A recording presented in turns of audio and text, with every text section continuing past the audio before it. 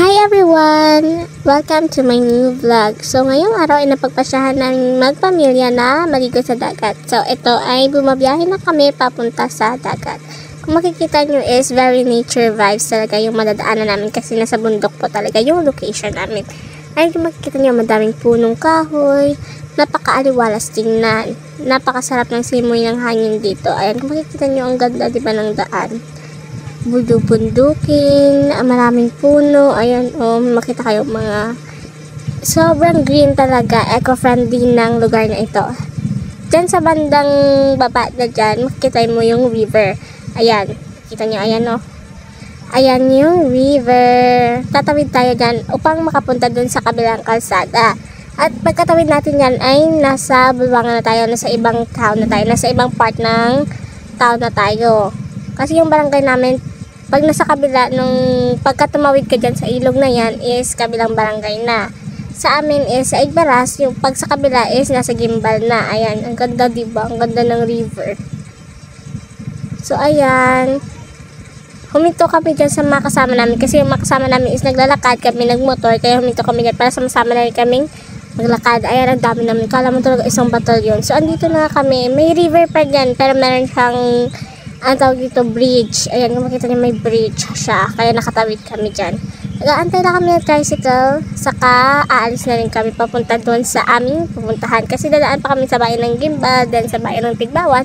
Tsaka doon kami punta sa Atabayan. So kung makita niyo, andito kami sa town ng Gimbal. Ayan, makita mo yung simbahan nila. Tsaka ma-emphasize o malalaman mo talaga sa Gimbal ka kasi yung yellow color nila yan. Ayan yung sa gate pantay-pantay yung hospital nila. May yung mga tawag dito, yung gate, yung mga bakod nila is nakakulay yellow, which is parang color yan yung political color ng mga galing. Ang ganda diba? Ang ganda ng kanilang town. Parang ay ang ganda, parang siyang ewan ko. Malalaman mo talaga na town, malalaman mo talaga na town nila kasi meron silang color, na built-in color. Ayan o, makita nyo may nakalagay dyan na Gimbal. Ayan o, kalaking Gimbal, the town of the rising sun and suns. Diba? A little hometown. Nabinasagan na, ang tawag dyan, town ng rising sun and suns. Ayan o. Kung sa Gimbal kasi, nasa, tawag ito, nasa dalampasigan, ay makikita nyo, ang ganda ng dagat, diba? Ang linis. Padadaanan mo talaga yung dagat, tsaka mafe-feel mo talaga yung fresh air, galing mismo sa dagat, yung ocean air na tatawag nila. Ang ganda dyan, ayan o, habang nakabiyahe kami, pero parang, naku, ang ganda talaga. So, fast forward, andito kami sa town ng Tigbawan. So, from Igbaras, next is Gimbal, then Tigbawan. Ayan, kung makita nyo, dadaan tayo dito sa town ng Tigbawan. Ayan o, andyan yung kanilang simbahan, tsaka ito yung kanilang public plaza. Ang ganda din, diba? Ang ganda talaga ng mga lugar dito sa First District, dito sa Iloilo. Ang gaganda, diba? So, biyahe pa tayo konti-konti kasi yung Atabayan, malapit na yun sa Oton, parang boundary ba ng Tigbawan tsaka Oton. Medyo malayo-layo pa yung babayahin natin, pero nag-arke na kami ng tricycle. So, andito na kami sa Atabayan. Ang ganda ng dagat, diba? Ito yan, no? Sobrang ganda. Kaya pagkadating namin, wala na talagang usap-usap, wala nang madami pang chache-bureche. Naligo agad kami kasi, ay, naku, dagat na talaga kami, lalo na ngayon, summer season here sa Pinas. Ay, naku po.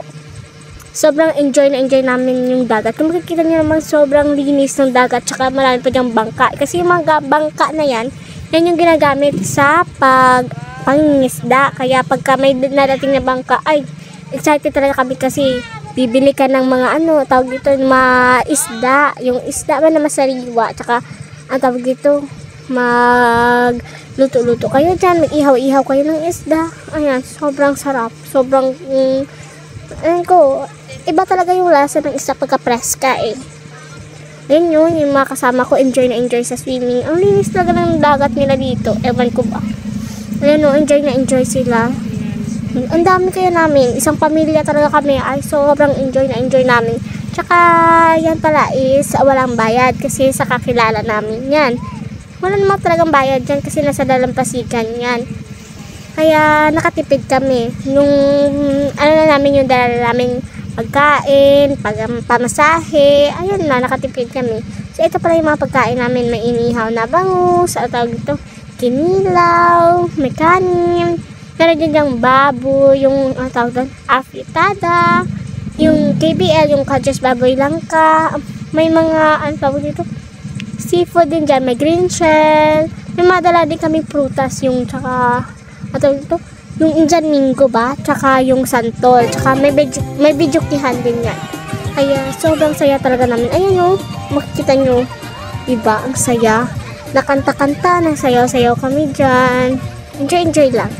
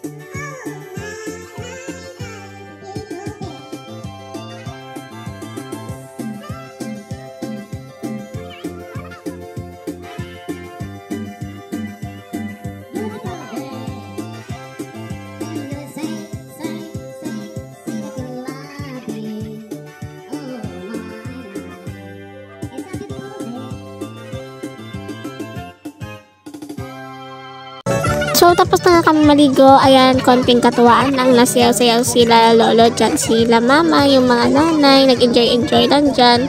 Kasi iba talaga yung vibes pagka magkakasama kayo. Yung parang nawawala talaga yung mga problema ninyo. Tsaka iba talaga pagka nagkakaunawaan kayo, nag-iintindihan. Yung parang, iniiwasan nyo yung problema. Kasi iba talaga pagkasama-sama. Parang parang ang gaan ng buhay, masaya lang, enjoy lang, di ba?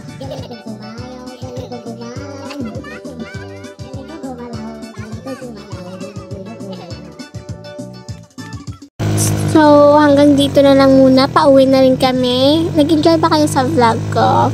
Di ba ang ganda? Mula sa dagat hanggang sa bundok, iba talaga yung vibes pagka nasa probinsya ka. Ayan, di ba ang aliwalas, sobrang ng hangin, sobrang fresh ng hangin. So, hanggang dito na lang muna. See you on my next vlog. Thanks for watching!